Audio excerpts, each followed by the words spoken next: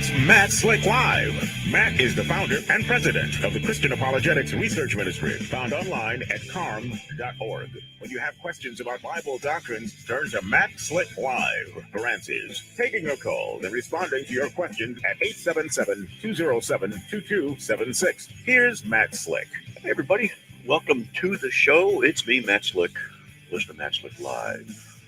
And there we go. And if you want to give me a call, all you got to do is dial 877-207-2276. And okay, so tonight we postponed it for one day. It was supposed to be in a debate tonight, but the other guy, he had an issue. I had an issue a week and a half ago, a week or so. We had to move it back. Wife's health and some other issues and some stuff kind of piled up. And now he has stated that he's having trouble speaking with his voice. So we moved it back one day. We'll see how that goes. And I'll update the calendar on CARM for that. I'll be debating, is the Trinity necessary for reality, with a Muslim who, he said he knows more about the Trinity than I do, and that I'm demon-possessed, and he likes to attack the doctrine of the Trinity. And so it'll be an interesting discussion, I think. And if you guys are interested in that, you can check out the calendar.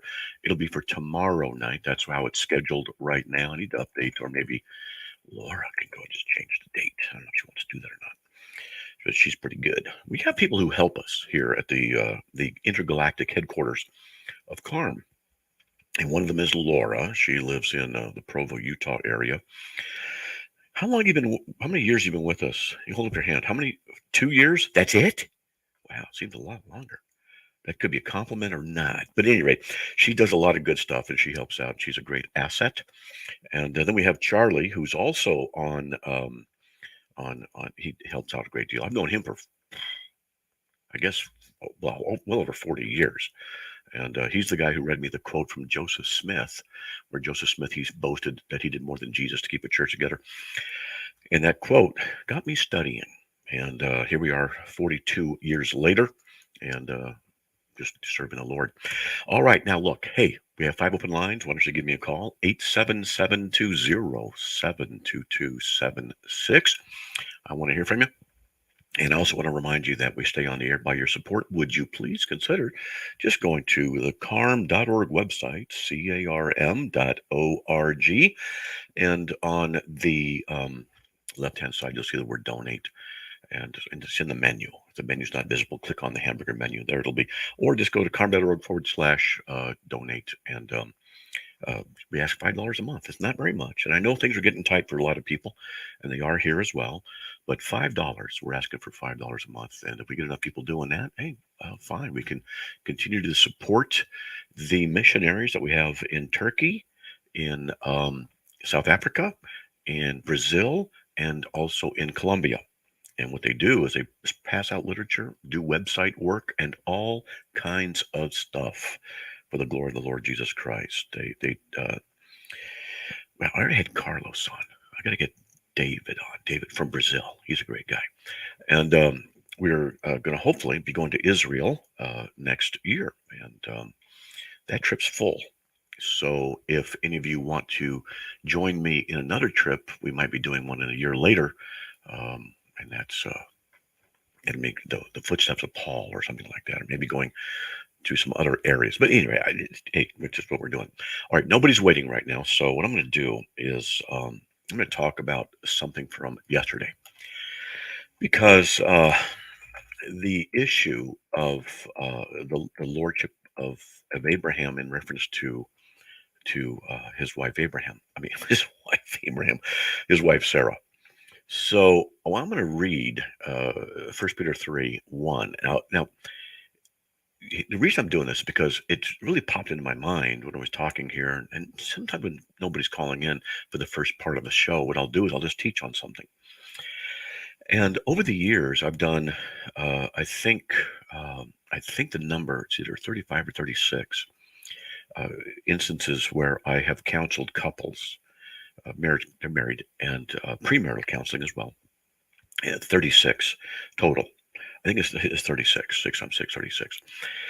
And of those instances, or those times when I would counsel them, 31 of those 36, the man, has been the major problem. And I was stunned by that when I started seeing the regularity of the men not stepping up to do their jobs. But I also noticed something else, that there was, from their experience in other counselors that they went through, it was a session of beat up the man. Now, just a disclosure here, my wife and I, early on in marriage, we had some difficulties. We went and saw a couple counselors, and I'll just say that I was the major problem, and I'm not shocking anybody. My wife had her issues too. It takes two to tangle.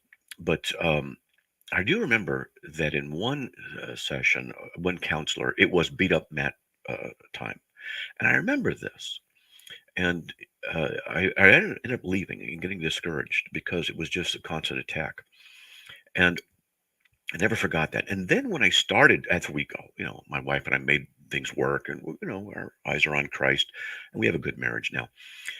And so I started counseling people, and I started seeing the same kind of a thing coming through, where men would say that in different counseling situations, they just get beat up all the time.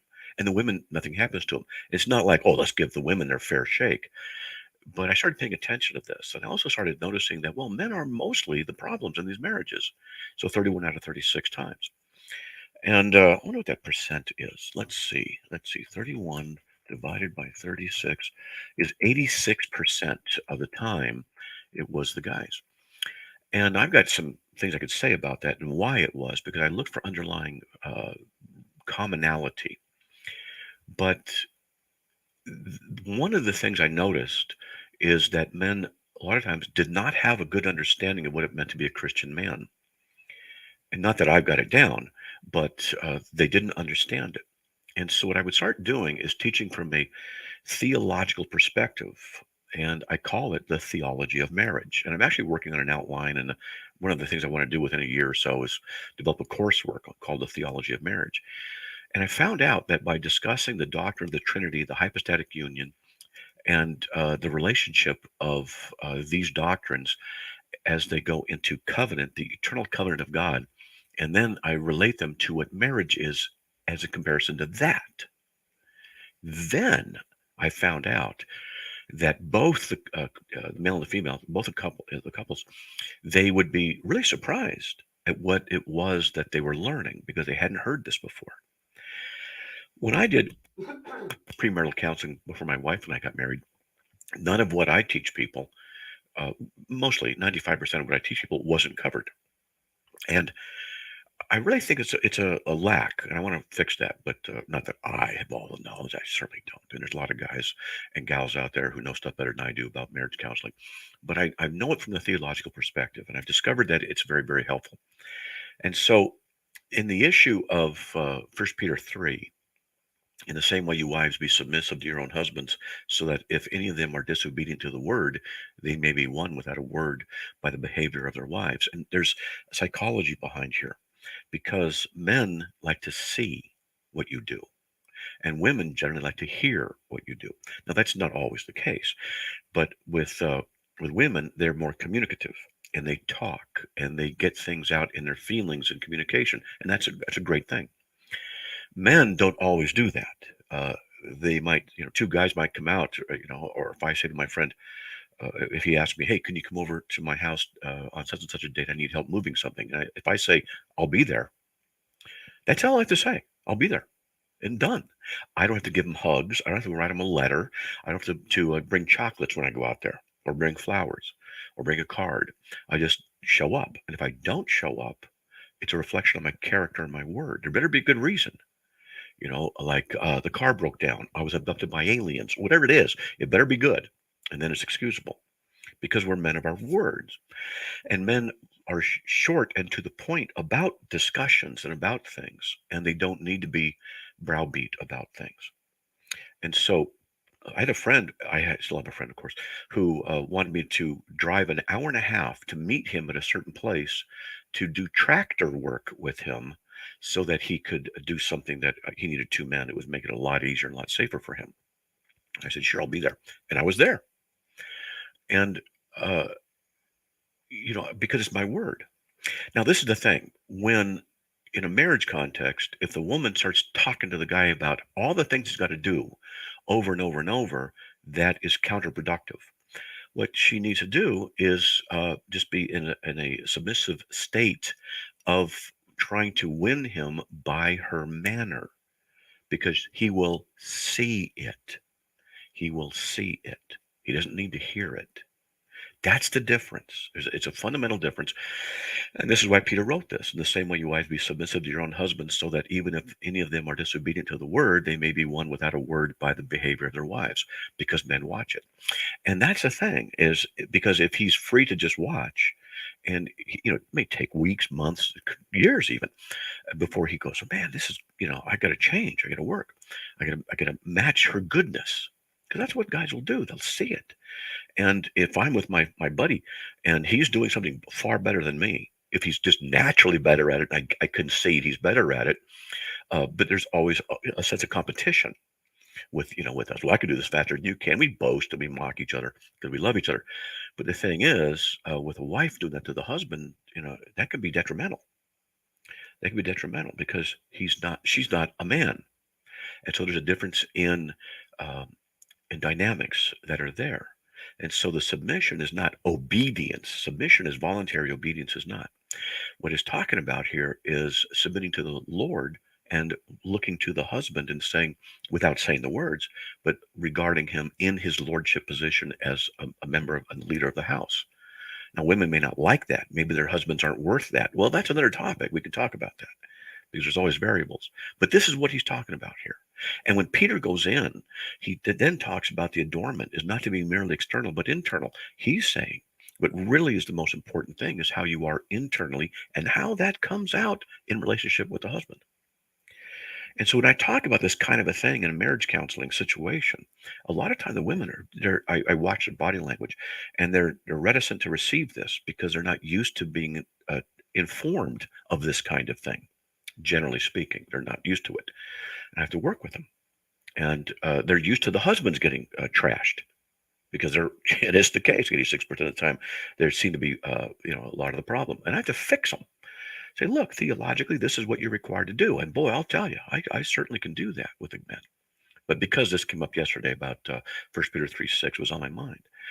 And so when Sarah calling Abraham Lord, it does not mean that he's a Lord like Jesus, but that he is in the position of headship in the home. And if she acknowledges that and shows him the respect due to that position, then generally what happens is men will rise to the occasion. It may take a while. They may make mistakes in the process, but that's how you get a man to be a better man. Not by telling, not by lecturing, not by giving the eye, not by tilting your head and walking away, not by whatever, and constantly. I mean, I'm sure sometimes you get upset and you do something, okay, I get it. But if I'm talking about, if that's how the normal relationship is, where a woman is trying to correct and guide her husband, then she is really blowing it heavily and needs to stop that. It needs to be a different dynamic altogether. She needs to not make him put his guard up. But if she relaxes that guard, he is free then to spend the energy looking at himself and how to improve himself in light of your goodness. That's how it's supposed to be. Hey, there you go. 4 open lines, 877-207-2276. Be right back.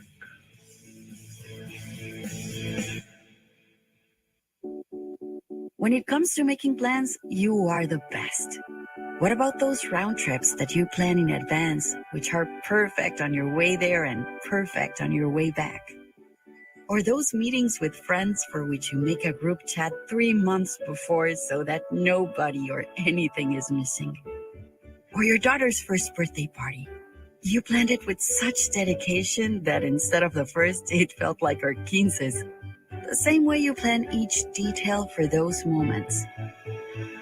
Start planning to protect you and your loved ones from a natural disaster. Sign up for local weather and emergency alerts. Prepare an emergency kit and make a family communications plan. Protecting your family is the best plan you can make. Get started at ready.gov/plan. Brought to you by FEMA and the Ad Council. What is dedication? My biggest fear in the middle of my addiction was that my kids wouldn't have a father. And I overdosed on heroin and I lived. And I started thinking, you know what? This isn't my story. My desire to change had finally outweighed my desire to stay the same. I felt powerless for so much of my life. It's important to me that my kids are empowered to truly believe that if they can think it, they can do it. I definitely had to become a better man to be a better father. For the first time, I finally feel like I'm exactly where I should be, where I want to be. That's dedication. Visit fatherhood.gov to hear more. Brought to you by the U.S. Department of Health and Human Services and the Ad Council. The life of every child is precious beyond measure. If you care for a child with a disability and have limited income and resources, help is available. Children with a physical or mental disability or who are blind may qualify for monthly cash payments through the Supplemental Security Income Program, or SSI. The program provides help to meet basic needs for food, clothing, or a place to live, and disability-related needs. It's money that can make a meaningful difference. If you're the parent or caregiver of a child or teenager you think may be eligible, call Social Security at 1-800-772-1213 or visit ssa.gov/SSIkids to learn how to apply today. That's ssa.gov/SSIkids. It's real help for the children. Message produced by It's Matt Slick Live, taking your calls at 877-207-2276. Here's Matt Slick. All right, everybody, welcome back to the show. We have 4 open lines if you want to give me a call, 877-207-2276. Let's get to Matt from California. Matt, welcome. You're on the air. Hello. Hello. Repeat offender. Hey, that's fine. That's fine. No problem. Call, no sweat. Anybody with the name Matt obviously is intelligent and humble and good looking and everything. So I hope I can qualify for a little bit of intelligence anyway. You're helping me grow, I think. Well, that's You're good. pruning me and Good. I'm starting to flower a bit. So what changes do I got today? I got a question pertaining to that which is possible with God. Matthew 19:26, Jesus said, with man, this is impossible, but with God, all things are possible. Right. Yeah. So the question would be then, could God create a species, whether human or extraterrestrial, where he deliberately wants outcome uncertainty as to what choices they ultimately will make? Wait, say that again. Where what? Well, outcome uncertainty. Wait. No. I'm missing one word. I'm missing a word. Outcome and uncertainty or certainty? Yeah.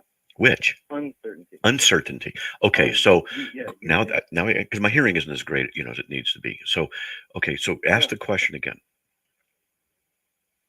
So could God, if it was his desire, his intention, to create a species where he would not ultimately know everything 100% of the choices that they would make? No, it's not possible.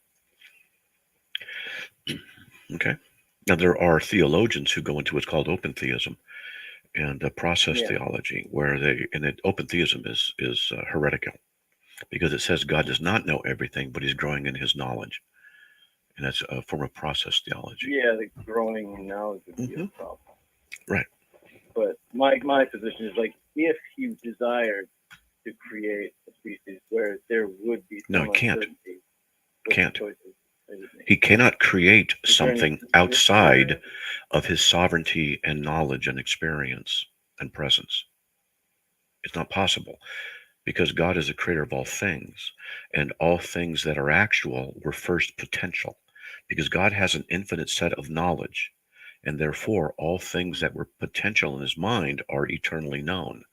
And then that which exists is a subset of that potentiality. So actuality was always in the potentiality of God's mind, because he knows all things. He does not grow in wisdom. He does not grow in his Couldn't it be knowledge. fair?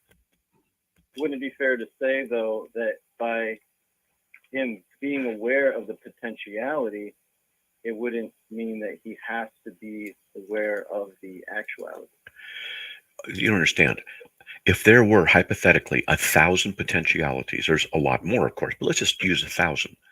And there was 1,000 possible universes he could have created. He would know all the potentialities of each of those 1,000. Period. That's his. Right, but knowing the potential But doesn't hold on. mean he knows the actual. But hold on.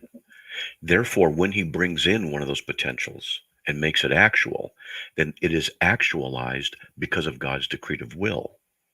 Therefore, since he knows all possibilities in any potentiality, then when it's actualized, he knows all actualities that will come to pass. Okay? You can't. I don't think biblically that it really conclusively Yes, it says is. that it's impossible No. to. If Okay. it was his will and his intention. You don't understand, and I'll say this respectfully, you don't understand the nature of God at this point. God is what we call a say, or a say. He has the quality of eternal independence and non-contingency. This is his essence. Because he possesses this essence and this nature of eternal non-contingency in his nature and his essence, it also means that all knowledge is not dependent upon anything external to him. It's called ad extra. And it's not how he gains his knowledge, through extrapolation or consideration or contemplation or reaction to something that is brought about. God's knowledge is eternally infinite and never grows or decreases. This is who God is, the Christian God. And from this, necessities logically flow. That means that if God has all knowledge, then he has all knowledge of all events that will ever occur in any world he creates. And they will occur because they can't occur unless God has arranged for what's called the ultimate or proximate causes, in which the efficient cause or people's free will choices operate. The free will choices have to be known. Otherwise, then we don't have the Christian God. By definition, the Christian God knows all things, actual as well as potential. Okay, you have to understand that. Are there scriptural references? I mean, this is a matter of his omnipotence, correct? No, omniscience. God knows all things. 1 John 3:20. All right, this is his nature. And Malachi 3:6. He is unchanging. Psalm 90 verse 2. From everlasting to everlasting, you are God. Okay, so the Bible talks about him and his omniscience in Psalm 139, 119 talks about him being everywhere. So the Bible talks about his existence as eternal. From everlasting to everlasting, you are God. Psalm 90 verse 2. That he's unchangeable. Malachi 3:6. Hebrews 10:20. No, 8:20. I can remember this 10:22. I think that he's unchangeable in his nature, and he has all knowledge. He knows all things. 1 John 3:20. There's never a case where God learns anything. Now, there are anthropomorphic. I would never suggest learning anything. Okay, so this means then, in the mind of God, all things that exist were potentialities. Before he created, all choices, even the fact I just snapped my finger with my right hand, is ordained by God from all eternity. It does not necessitate that he made me do it by putting his hand on my hand and making me snap my fingers, but by the condition of his sovereignty in all areas, he can bring me to the place of doing it freely. He moves the heart of the king where he wishes it to go. Proverbs 21:1. We're still free. But a lot of the open theists delve into the deep end of heresy when they start saying, well, God is learning and God doesn't know all things. Well, that's not the God of Scripture. And then they get into some other areas of error. Yeah. And so, like I have these jokes I say about the God of open theism. because that means the future's open. God doesn't know everything's going to happen because it's your free will. If you have free will, then God can't know everything is going to happen. Otherwise, you're not free. And it's stupid logic. And I'll say, what does the God of, when something goes wrong, what does the God of open theism say? Don't. Okay, like, oops. Or what's something else the God of open theism would say? Well, that didn't work. Oh, man. That caught me off guard. I got to try one. Or how about this one? You go to God and you go, hey, did you hear the one about? And he goes, no, I haven't. It's because it's what open theism does. And this whole idea it does is it lowers God in order to exalt man. And that's idolatry. Hold on, man. We got a break. Okay. All right. Yep. Whew. I love this stuff. Hey, folks, we'll be right back after these messages. 3 open lines, 877-207-2276. Be right back.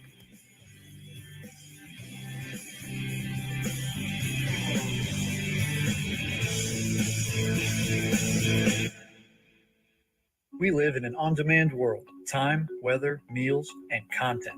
That's why the Truth Network has the Truth Podcast Network. Some of your favorite Truth Network programs, plus some that are podcast only. Rich content that is rich in the Word. The Masculine Journeys Joyride Podcast. Authentic moments of truth and laughter with the guys of the Masculine Journey. You'll learn and laugh and even be touched. A greater understanding of Christ is only a joyride away. The Masculine Journey Joyride Podcast at truthnetwork.com. St. Joseph's Indian School is much more than a school for Native American children. It's like a family. Classes are fun here. I do want to. Okay, good. I am learning about my culture.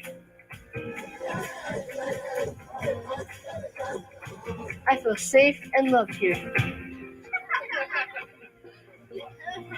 St. Joe's is more than a school for me.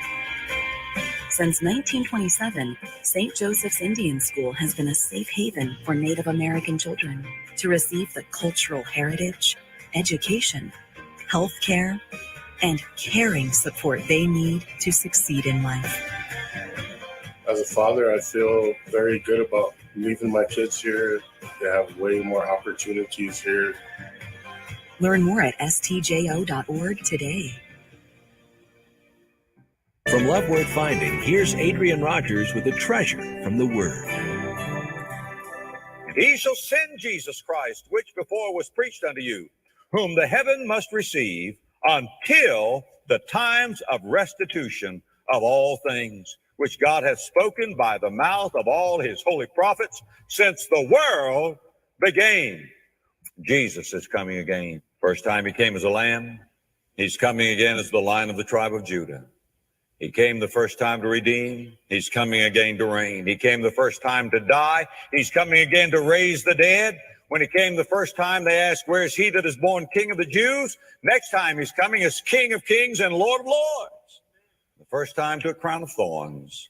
Next time a crown of glory. First time in poverty. The next time in power. The first time he had an escort of angels. The next time he's coming with 10,000s of his saints. The first time he came in meekness. He's coming again in majesty.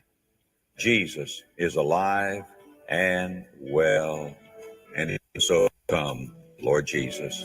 For more about Love Worth Finding and Adrian Rogers, visit our website at lwf.org.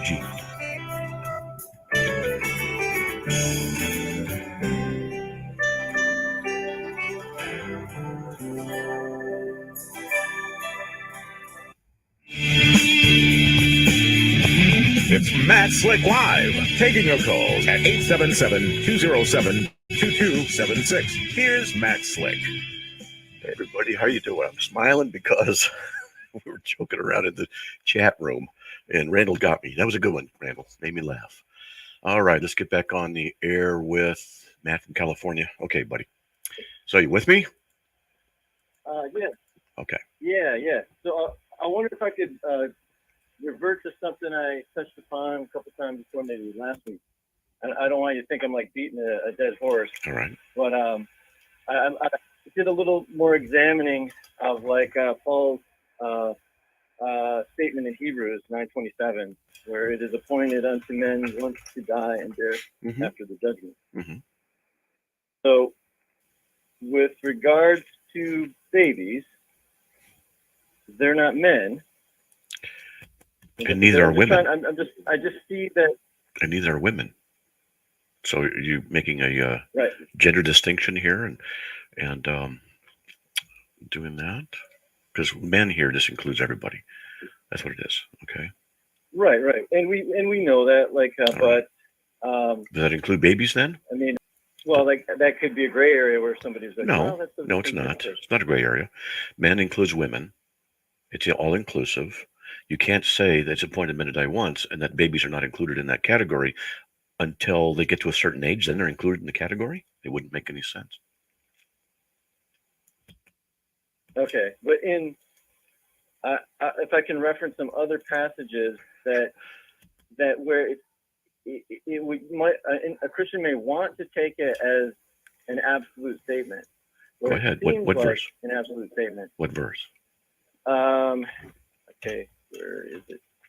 There is Matthew 7:16. By their fruits you will recognize them. Do people pick grapes from thorn bushes or figs?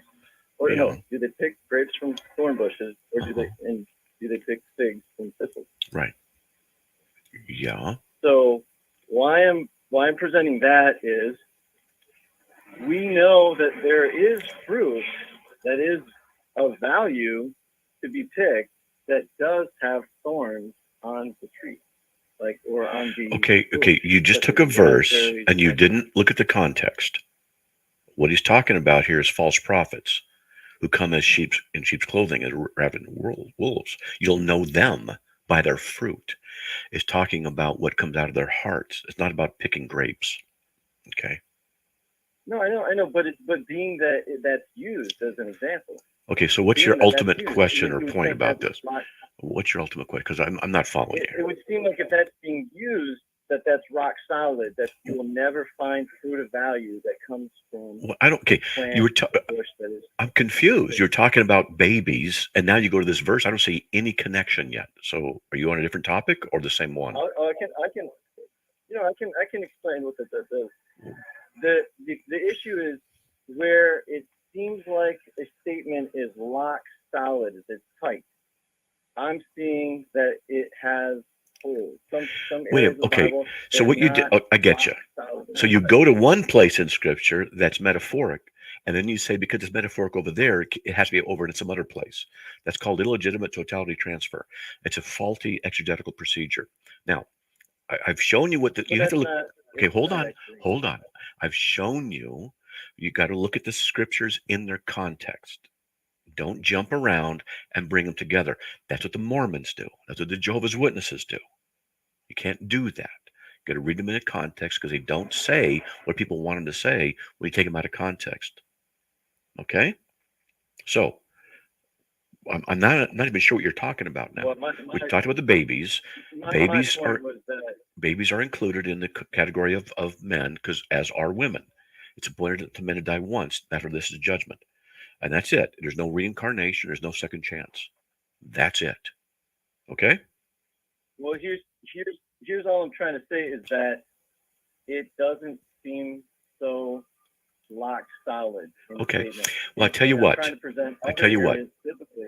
I'm glad that you agree with me that I'm right about this. And, I just as you just admitted. Okay. I'm glad. That's good. Okay. Well, I could be like, I'm glad that you agree that I agree with you agreeing with. Now, see, here we have a word game, you see, because if what you're saying is it could mean this, we're going to be open to whatever, then I can interpret whatever you're saying whatever way I want also. It doesn't work like that. It leads to incoherence. You read it in the context, you examine it in the context. That's not what I'm trying to do. But that is what you're doing. But we need to move along, okay, Matt, because you need to get more articulate in your questioning, and you're not, you have people waiting, and you're not really thinking these things through. You cannot make the exegetical errors that you just did. Could I present more? We're gonna move along. Call back tomorrow, and we'll get there. All right, let's get to Sean from Utah. Hey, Sean, welcome. You are on the air. Hey. Good to talk to you, Matt. Appreciate your patience with your caller. Hey, I have a question. Years ago, I was talking with my father-in-law, who devout LDS. We were having a debate, or he was asking about Christianity, and he asked me this question: why didn't Jesus teach math or science? And I was wondering if you've heard that one before, because he looked at me like, checkmate, I win. Well, he didn't teach about nuclear physics either. He also didn't teach about sewing techniques. Or how to do a good backhand in tennis. What's the point? Yeah, exactly. And I kind of told him the same thing. That wasn't his purpose. But he says the reason was because I already know it all. You see, I'm probably over 1 million years old, and I'm just a little bit below God, and I won't know. He said that? Like in heaven. So yeah. So as bad as the Wait. He said that? He actually said that? I had to move away. I was waiting for lightning to strike because he was saying wow. Exactly that. He was saying, I'm so much greater than I even know that I could know all the math and science. He didn't have to teach me. It was just hidden from me. And I'm so much greater than I even know. And this is a guy who's been in it for 30 years. And so, well, then you got him. You got him, because then you could say, then Jesus came to explain what you did not know. And that's the nature of who he is and what the gospel really is, because apparently you didn't know. So let's go to what he says and let's see what the gospel is according to what Jesus said. Yeah, that's a good one. I'll have to remember that. And I mean, this was years ago when we talked about it. Okay. And I thought I had to prepare for years and years to know what they teach in order to debate with him or talk theology. And I realized how weak every argument he has. And when I would counter it, he would just jump to the next thing. And, it's a technique used in the cults. In that, if they get cornered, it's called red herring. They don't address the issue; they just bring up something else. I see it all the time. I see it with atheists. I see it with Christians. I see it with Mormons, Jehovah's Witnesses. I see it with Muslims. I see it with Roman Catholics. They do the same thing. Now, me, I focus. Let's focus on this point. Let's see if we can get this point worked out and go to the next one. We're laying a brick down. Let's make sure the brick's in the right place. We understand it properly. That's good. That's good. Yeah, I had talked with him about Jeremiah talking about the pre-existence to show that God knows who we are, because he used that as his argument. Yeah. That God knew me, so I knew him, right? And No. Say that we want. Yeah, and he throws it out. Well, anyway, how about there? Yeah, Jeremiah 1:5, before you were in the womb, I knew you, is not that he had a pre-existence, because God's knowledge of people, when he says, I know you, it means you're saved. When he says, I don't know you, it means you're not saved. You can go to Matthew 7:22 and 23 for that. You can also go to cross-reference it with John 10:27-28 and Galatians 4:8-9. And this is a teaching in Scripture. So what he's talking about in Jeremiah is the foreordination and predestination of him as an elect individual to whom God has known in a saving way. It doesn't mean that he had pre-existence. This is something that the Mormons have woefully failed to understand in the context of biblical theology, because they don't take the Bible seriously.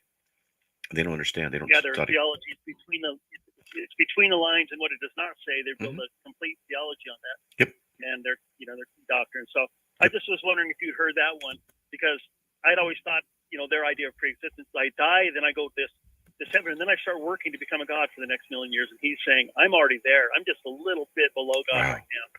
What arrogance! I just don't know how great I am. Yeah. He's had no encounter with God, none. Even Joseph Smith boasted that he did more to keep a church together. And he's following Joseph Smith, because Joseph Smith said, neither John, Paul, Peter, nor Jesus has ever done such a work as I. And the arrogance that is there, that we could become gods like God, the arrogance, that is a judgment upon people, that God judges their hearts and minds and gives them over to the depravity of their sin, to believe that lie. So that he would say that he's already judged right now to believe that. Yep. Yes. And how much harder to get out of it, to want to give all that up and follow the real Jesus. Uh-huh. It's like they're blinded and very little hope for them. That's right. We'll keep working. The power of the gospel. The power of the gospel has got to go forth. Yep. That's right. All right, brother. Good for you, man. Power of God. That's right. All right. Thanks, Matt. Okay, that was Sean from Utah. Good discussion. Now we're going to get to Carrie from Idaho after the break. We have 4 open lines, 877-207-2276. We'll be right back.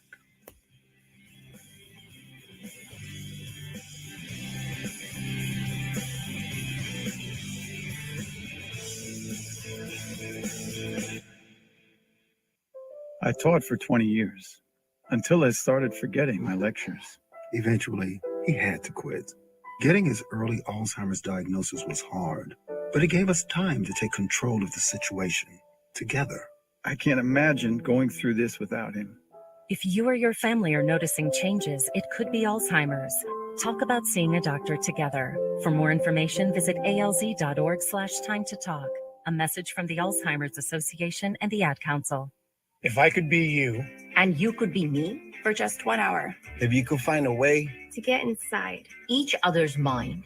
walk a mile in my shoes, walk a mile in my shoes, Walk a mile in my shoes. We've all felt left out, and for some, that feeling lasts more than a moment. We can change that. Learn how at belongingbeginswithus.org, brought to you by the Ad Council. Walk a mile in my shoes.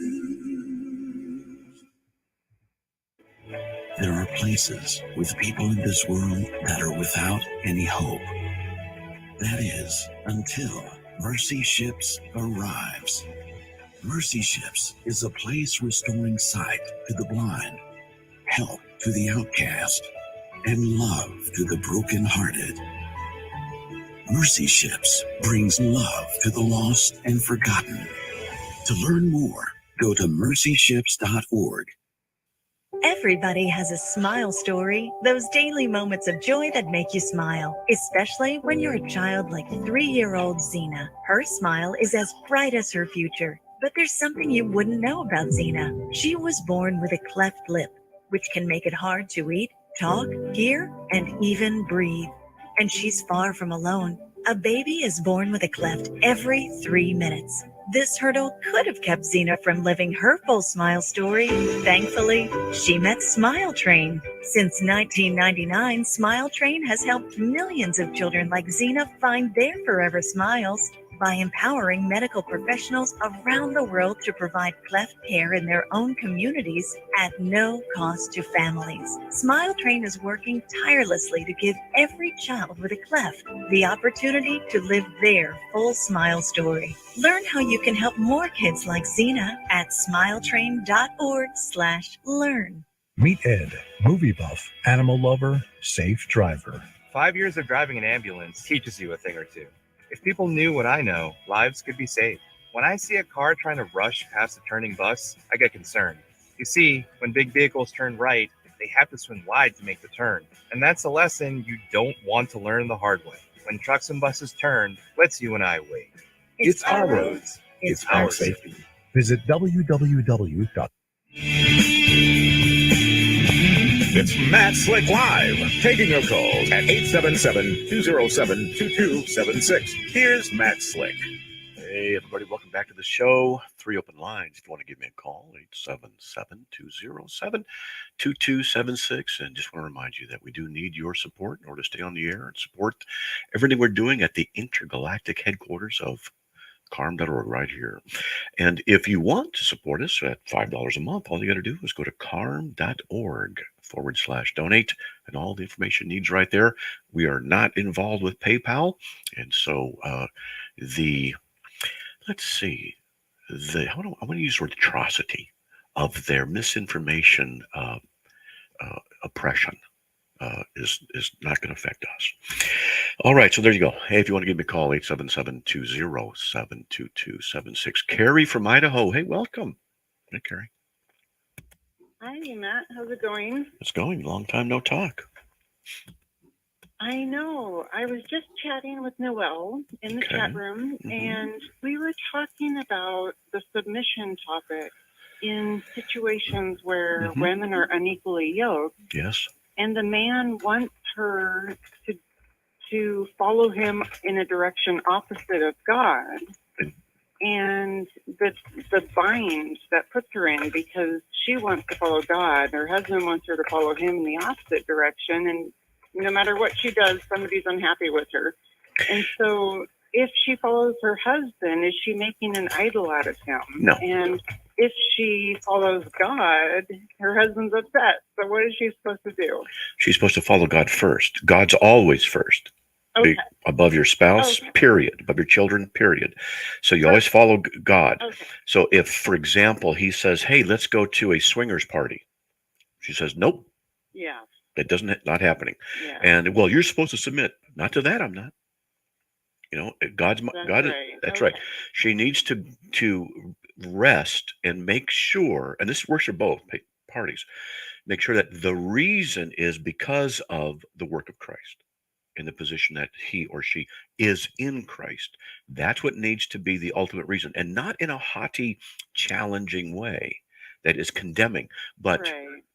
no, my position with my Lord, I cannot do that, and I will not do that. I'm just letting you know, still love you, but I'm not going to participate in XYZ, whatever it is. Now, if it's just making a mistake in judgment, like I use this analogy to buy a car when you really can't afford it, and he wants to do it, well, then let him pay the consequences. He'll have to work it out, Right. and it's just how it is sometimes, and that's how Right. marriage is. Okay. Yeah, it's tough. I prayed for a lot of years, and in all those years of spiritual battle, he got his way much of the time, and I was in a lot of anguish. But now, after 20 years of praying, he's going to church with me, and he's actually interested, and he's listening. And, Well, there you go. And I will say, God put him through a real severe disciplinary period. It happened. And it was so painful, and it was painful for the whole family. Yes. But he had to see the pain of the whole family because of his actions. There you go. And leadership. And so it takes time. Yeah. It does. All It takes right. time, and it's not Thanks so easy. much. And it's not like I don't want women to be out there thinking, oh, that we have to suffer through all of this. Well, a husband has to suffer through it if it was reversed. We are obligated to follow Christ and to do the best we can, and we're going to make mistakes in the process. But that's it, and that's what's going on. And I tell them, think in the long term. If you get uppity, male or female, husband or wife gets uppity about their spouses, whatever, and I'm not going to put up with that for very long, and that's the attitude. Well, think, is that what Christ would want of you? He puts up with you. And don't put up with sin, of course, but these are just general comments, got to be worked out in particulars. Yeah, good for you. Are you still going to Josh's church? Yeah, okay. You still going to Josh's church? Josh. Oh, we tried it for a while, and we missed Eagle Christian, and we decided we're just going to stick with Eagle Christian. And which one are you going to? Saturday night option. Which Eagle? Saturday night, Eagle Christian. Oh, Star. There's in Star? Okay. Yeah, I was there when they opened it. Yeah, it's Eagle. It's a little bit of a drive for us, but it's okay. And they preach about predestination, although they say they lean Arminian. It makes no sense. It's an oxymoron. But tell them to have me come in, and tell them to have me come in, and I'll speak. They know me. Okay, so it's another thing. Okay. All right. Like that's going to happen. All right. Thanks a lot. God bless. Yeah. Okay. Okay. Bye-bye. Bye. All right. I love talking about predestination, but boy, it sure riles people. And it riled me when I first heard about it. Like, no way. But I enjoy it because, well, it riles people. There's a little bit of satisfaction in that. But mostly it's because it's what the Bible says, and they got to face it. What it says. Well, I don't like that. Well, neither did I when I first found out about it. So I understand that sentiment, but that's what it says. All right. 4 open lines, 877-207-2276. Now, we're going to get to the infamous Alberto. Alberto, brother, welcome. You're on the air, man. Yes, good evening, Matt Slick. Yeah, I got a question. So I used to visit one time this church up north in Riverside, New Jersey. It's called the East Coast for Jesus. Okay. And I went one time to visit, and suddenly did these guys putting your hands on you. That I said, oh, you got a spirit of sex, or you got a spirit of this. I don't know if these churches. I would have asked him, do you sense the spirit of irritation I'm going through right now? Yeah, that's funny. I always wondered, I wonder if they ever would be able to say something like, you have the spirit of apathy. I'd be like, well, how would you know? Because the spirit of apathy would be saying, I don't want to do anything. So how would you know if it was there or not? Anyway, sorry. Go ahead. Anyway, they had a book section, right? And I started looking at a lot of the books that they're promoting there. They're from Kenneth Hagin. Oh, that's bad. I know Kenneth Hagin was a heretic. Yes, that's true. And then, so I mean, I don't know. Then they do all kinds of different purgatory body, and you're supposed to be. They have this, I don't know, the word of knowledge or whatever they got. And it's like It's ridiculous. You got the spirit of this. It's just so those kind of ridiculous. churches are you don't really. Are they? How do you live with those kind of churches? Are they what particular? They're whacked. Are they? Well, look, one of the first things I do when I go to a church, if I'm visiting or whatever, not that I'm going to speak there, but let's say I'm going in to help somebody or meet somebody at a church. One of the first things, if I can, if it's open, I'll go in and look at the library. That's a killer for me right there. If they've got books by Kenneth Copeland or Joyce Meyer up there on there, a whole bunch, I'm like, okay, I can't trust these guys. They don't know what's going on. But that's what I do. I mean, but you have good judgment in that. But look, to say they put their hands on you, it's just awesome. You got the spirit of whatever. It'd be like, I got irritation right now because you're irritating me. It's so stupid. I got one more. I love that stuff. I got. Well, it's ridiculous. It's ridiculous. Okay, I mean, come on. They can put their hands on you. They know all about you. I can tell you what you got. Really, I want to do this to go to a church someday. It's a charismatic church like this, and they just walk in, not say anything. They just put their hands on me and go, "You are definitely have the spirit of irritation." I go, "Oh, that's true. That's pretty true." My wife would confirm that one. But what else would they say? I want to know. I mean, did they know I was coming? I want to know. So anyway, I'm sorry. It's having fun. It's okay. Okay, I got another question. What do you think about sometimes these, during all the election thing? I mean, so many people put their trust on Trump, like if he was the savior of America. He's only a man, and that's for sure. Christian people sometimes you put their faith with this man. He's only a speck of a dust. Yeah, but you got to understand. The savior of America's God. You got to understand. But you see, the thing is, the left is so whacked. They're so deceptive. They're so dishonest. They're so ungodly. There's this guy, Trump, and he's got his issues. He just shines in the darkness because he says a lot of things that are true. The leftist wacko media that lies. It does. The people who are opening the borders, it's wrong. And he's correct. And he's resonating with people because it's obvious. Now, he's not perfect, that's for sure. But that's why.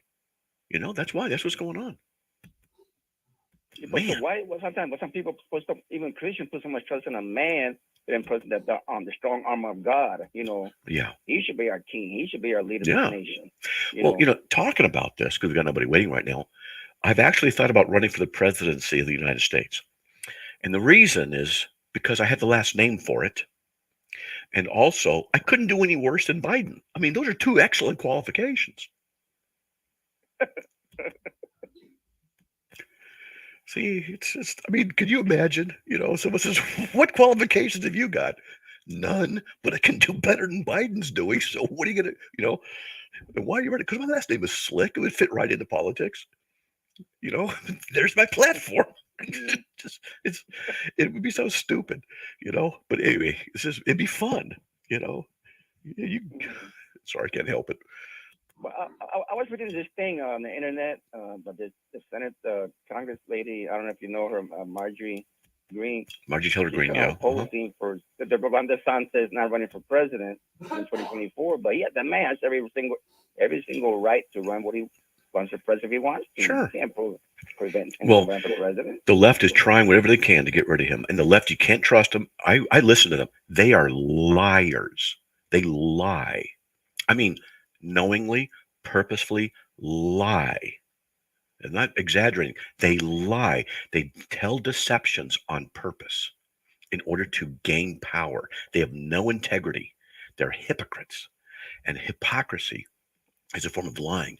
And if you vote for someone like that and get them in office, they're going to bring that lack of integrity there with them. And if they can get in by deception, by accusation of things that are false, they do this all the time. The Russia conspiracy, there was no evidence of that. They would just repeat it, and it's a lie. They have no evidence for it. And yet they'll say that because they like to throw crud, see if it sticks on the wall. That's what they are. And that's what's going on. Those people get into office. Do you think they're going to be people of integrity? You think that's going to happen? Obviously not. No way. See, that's the problem with me being a president, being the president, is some weird, miraculous thing happened in a science fiction universe. But I would just gather people around me who are people of integrity and intelligence. And I'd say, we're going to study the Constitution together and we're going to stick with it. And I would get lawyers in and say, this is what we're going to do. We're going to get rid of waste. We're going to get rid of bad politicians. We're going to gut the FBI and the CIA from all the false people in there. And we're going to get rid of a lot of the crap in the IRS and set people free to be able to do what they want to do in their own homes. And not have the government come in and say what should and shouldn't be done. And then I would also, this is what needs to be done. This is one thing that people don't get. They need to promote religion, not the establishing a church, but the promotion of religion, because religion works in the heart and it governs the heart instead of having to have so many laws. I saw a magazine article once, or a cover, had the 10 Commandments, and underneath it, it had, I forgot the number, but I'll make it up, 857,281 laws to enforce this, the 10 Commandments. And it was brilliant. You see, if God's in our hearts, things are better. And what they're doing is getting rid of God and then making more laws, and everyone does what's right in their own eyes, and then everything falls apart. This country's in bad shape. Anyway, I'm preaching. All right, buddy, we're out of there. God bless. Call back again, Alberto. People in the chat love you.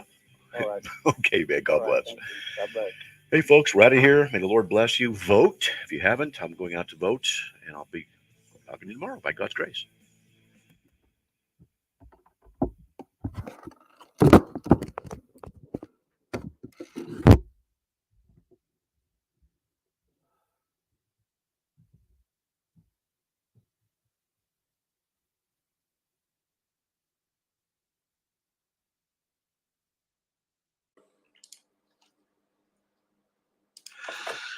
All right, can you guys hear me?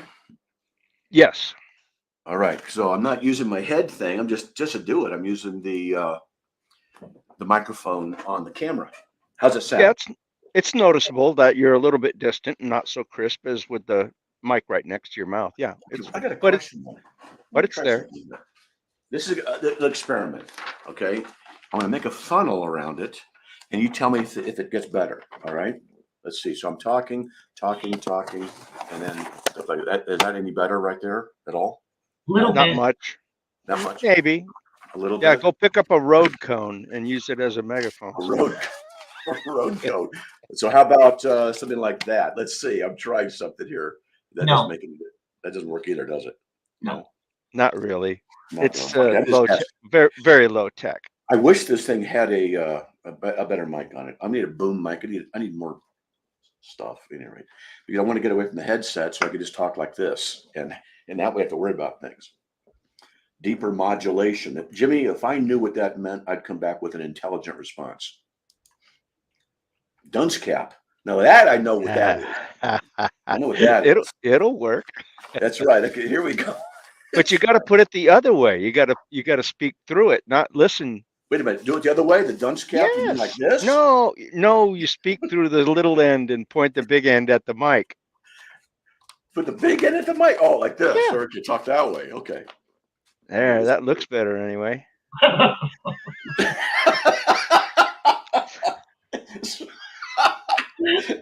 So it looked better. Laura busted up on that one too. Pretty good. I couldn't help it. Hey, when did we build the new website anyway? What? When did we build the new website? Transfer everything over? About a year and a half ago, remember? A year ago? No, it was like 2 years ago. Well, you said 2 years you've been working with us, and it's been longer than that then, because the website took, 5 months for us to work behind the scenes and get it going? Yeah, that's when I started, was getting transferring all the articles over. Okay. How did we get to know you anyway? What was how'd that happen?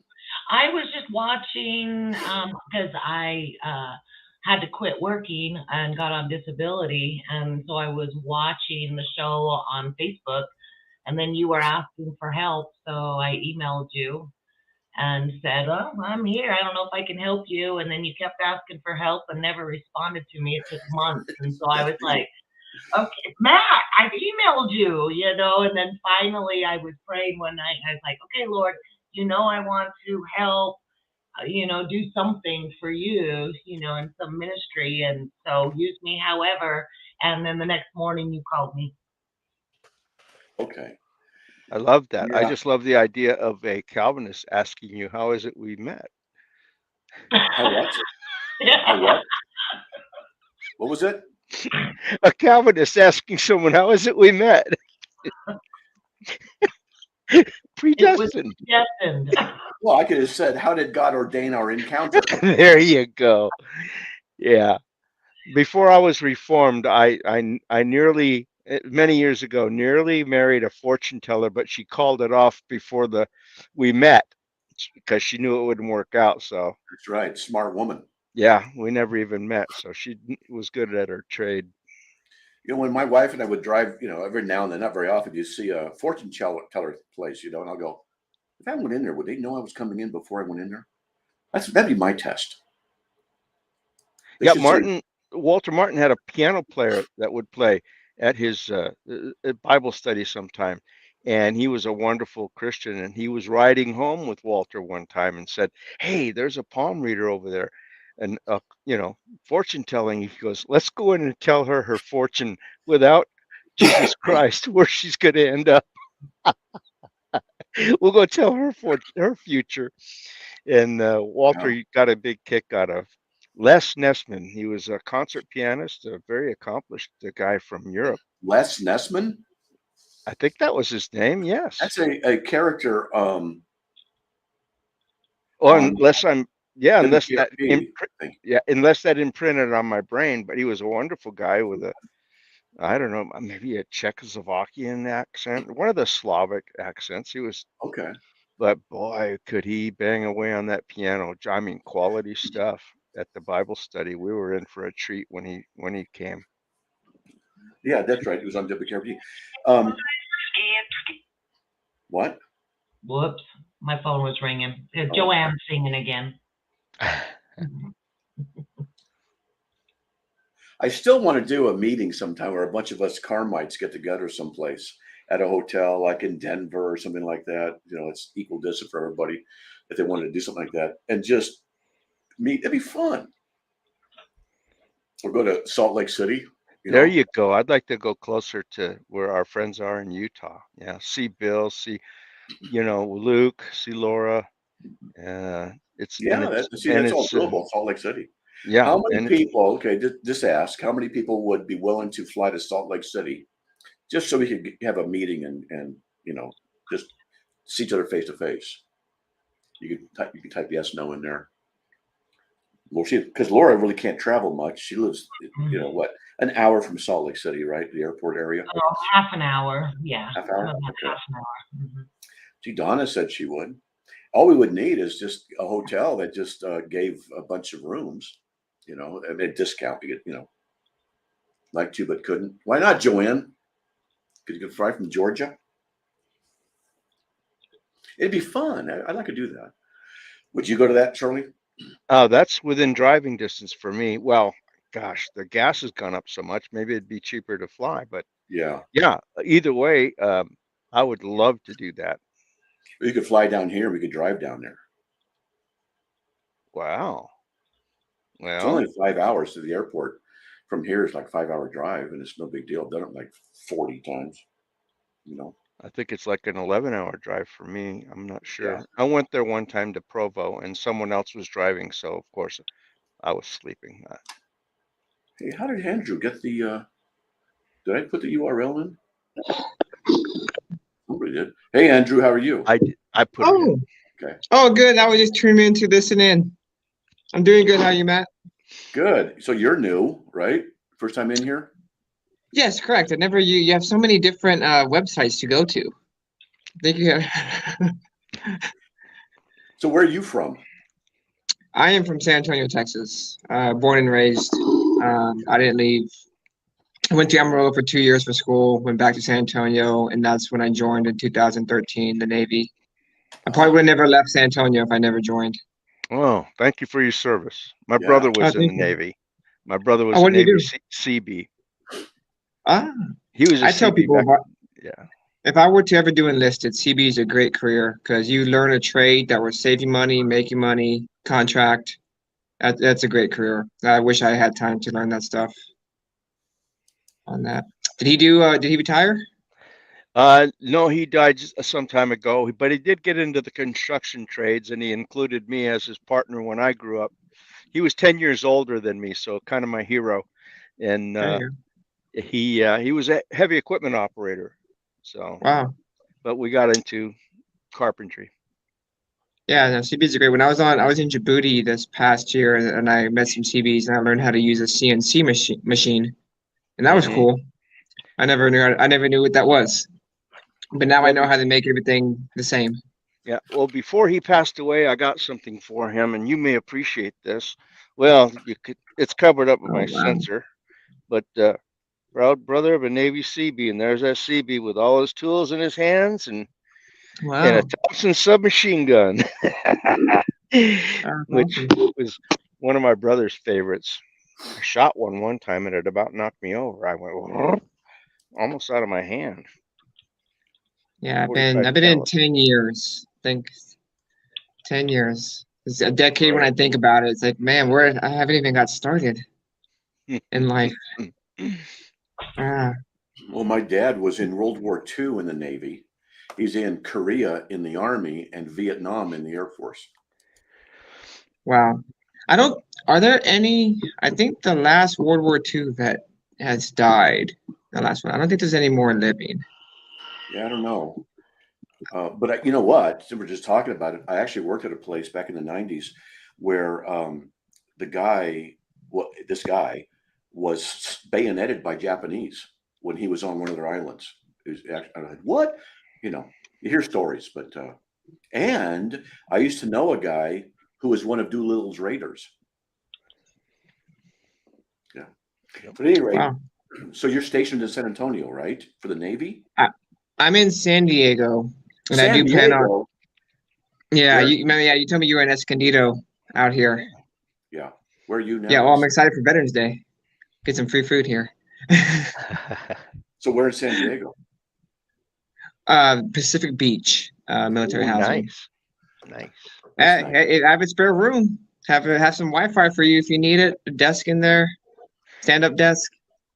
Well, you know, it is tempting. My wife and I love San Diego. We love the weather. We love everything about it, except for the prices of the homes. We couldn't afford a home. That's why we moved up here to Idaho. Oh, it's amazing how much I would never stay. Once I cross the border out of California, you won't ever see me again. The state won't see me again. You're smart too. You're absolutely. Yeah, I went to one of the colleges I went to was there in San Marcos, nearby. Yeah. To where you are right now. Yeah, I think everyone's just waiting for that San Andreas Fault just to go. Just go. But I don't want to be there. And when everything goes Mad Max, I don't want to be in Southern California. Oh man, and today's a big day. We'll see what the news is tomorrow. All the results for the elections today. Yeah, my wife and I got to go out and vote here pretty soon. Oh, okay. Close in an hour or so, or hour and a half or two. I don't know, but we'll figure it out. But I have to help her. We have to walk in, and she holds on to me, and then we go vote. But what is up for election for you? What's that? Is that what's up for election in your state? Morons versus conservatives. Hey, you got to pick the better of the two. That's an insult. That's an insult to authentic morons. Now, right. Matt, you can't do that. That is right. Stupid moron pieces of crap. So let me ask you. You're down there in Dago. So you're off the 5, right? Right. Yes, in Garnett. Okay. So how's the illegal situation there? Because when I was there in Escondido, they were everywhere. Yeah, it's plenty everywhere. I guess the hard thing would be is how do you tell the difference between an illegal and a homeless? So I had to learn to speak Spanish some while I was down there because you had to, I would go places and Everybody speaks in Spanish. And, That would be more of Chula Vista, down there at San Isidro. Definitely. You have that. But once you cross Chula Vista, then you go to National City and above, then you pretty much don't see it as much because it's too pricey. Yes, but you know what Escondido means in Spanish? Hidden. No. Hidden. Or like hidden valley. So if you're going to go, hey, I'm illegal, where are you going to go hide? Right there. They're coming up to your state. No, I really hate the what Biden has done with the border, just opening it up and we're being invaded. And I just hate that. Have people come in legally. That's all I'm saying. Not illegally. And you know that people I are think doing bad stuff. So it pisses me off. Yeah, it's one of the things people don't realize when they think of conservatives. They think they don't want immigration. No, they want legal immigration, not legal immigration. That's and all. that's that's a big difference. Yep, legal immigration. That's what we want. Do it legally. Yeah, but it's been good. San Diego. I mean, I can see why people live here. It's the weather. That is nice. I used to tell people in San Diego it was illegal to get below 60 degrees. Or I would say we have winter on Tuesday and we're done. You know. Yeah, you don't never have to look at the weather here, the forecast. That's one thing I love about it. I could just go out on my bike ride, take off. I don't gotta look at the weather. I know I can ride my bike. And then the people that live here too long, you know they have been here when they say it's cold, when it's 55 in the morning, 60, like they have been here too long. Yeah. Wearing sweaters when it's 70. Yeah. No, but that's it. I'll be here till February, I think, until I take off. So I've been here 5 years. Back to Texas? Hopefully Oklahoma. I'm trying to do a transfer, so I think I'm gonna line up Oklahoma. Why not Hawaii? Oh, Hawaii? I'd go to Hawaii. I would get island locked. I feel restricted. I've been there a few times, like for a week at a time, and then you just kind of feel landlocked. Well, I was going to say, where do they sail ships from Oklahoma? Oh no, I'm thinking about doing a transfer to another service. Oh, so I'm in the works. Yeah, I'm in hopefully public health service. Okay. That's what I'm hoping for. I'm about to finalize it, so nothing's official till I see a paper that says it. So that's my goal. I think I have better different areas. You know, the Navy's been good, but just different scenery, different type of caseload, different type of patients. It'll be good. Yeah, so my wife's excited to actually be able to afford a house. Yeah, that's the thing is I have two brothers, and one of them's still down there, and he's in up to the 15 in way up there, Marietta, and past Temecula. But I have another brother who bought a home in, I don't know, Arkansas, I think it was, and he makes like $180,000 a year, and he went there with the wife, because family on her side, and he goes, he loves it. He got to get a home for like $120,000, and it's nice. Yeah, Arkansas is good for my for what I do, PT. That's a good state with direct access. I would go to East Texas and live right there on Texarkana. I've looked that up also. So the city splits between Texas and Arkansas. But Arkansas is a good. I hear it's pretty. I've never actually been into it, but I've heard good things. About it. So you do PT? Yes. Have you ever heard of Luis Dietz? Yeah, you didn't tell me you lived with an LDS person. Really? That's what they call it? Luis? No, I'm just telling you. You told me that, but you didn't say you support LDS. That's pretty good. I thought about telling you that. Like, yeah, you support LDS. I didn't know that. Okay. Luis syndrome. Wow, LDS. I'm gonna tell my wife that. You do know what it is, though? Yeah. So you told me. Hopefully, like I said, hopefully she looked up.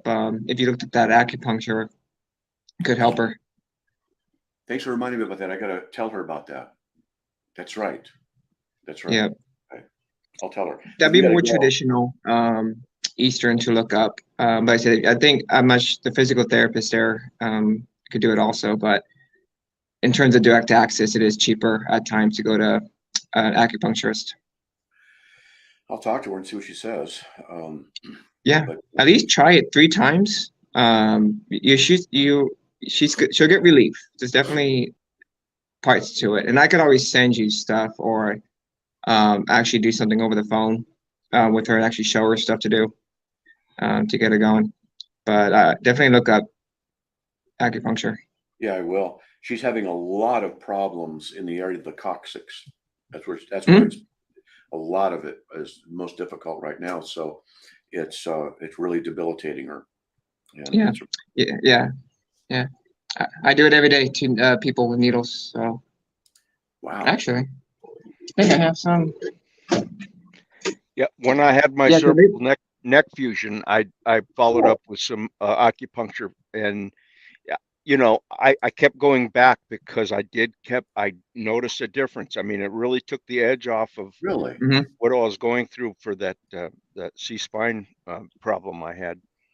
Yeah, the biggest thing is central nervous system, brain and spinal cord, just the hormones it releases, which is what 90% of it does in effect. But with physical therapy, we'd use longer ones. Like this one's 6 centimeters. So we'll go all the way down to the back, all the way in to hit the transverse process to really hit where you got a lot of pain receptors. So it's the same as acupuncture needles, just Eastern doesn't go as deep. Would it help MS? Would help what? MS? It'll help again with the opioid response. It will help at times for pain. It's no cure for MS. MS doesn't have yet a cure, but it will help in terms of pain. Okay. Yeah, there's no reversal for MS that we know of or anything, but there are in terms of like patients with headaches, it's very good. Very good stuff. Yeah, because a lot of it is a cervical component, even though some people have migraines still, but the cervical component could be helped with the needles and the neck tissue treatment. So, yeah, if you ever feel restricted in your neck motion and you're having a headache, that's more of your neck happening. But yes, it does. So there is research out there. The biggest thing with MS is they've shown diet, exercise in terms of controlling it and managing it. Cool. Yeah. It's just a game. That's all. I just always tell everybody I loved amusement parks as a child, and now my body is one. Well, look, guys, I got to get going because we got to talk to my wife. We got to do a couple things, and we got to go vote. So you need to get going here, but. Well, I hope you visit us frequently, Andrew. It's good to meet you. Good to talk to you. Very nice meeting you. Definitely will chat with y'all again. Thank y'all. Go vote. We're gonna go vote. So we got to go do. All right. All right. God bless. See you in a bit. Take care. You too. Okay.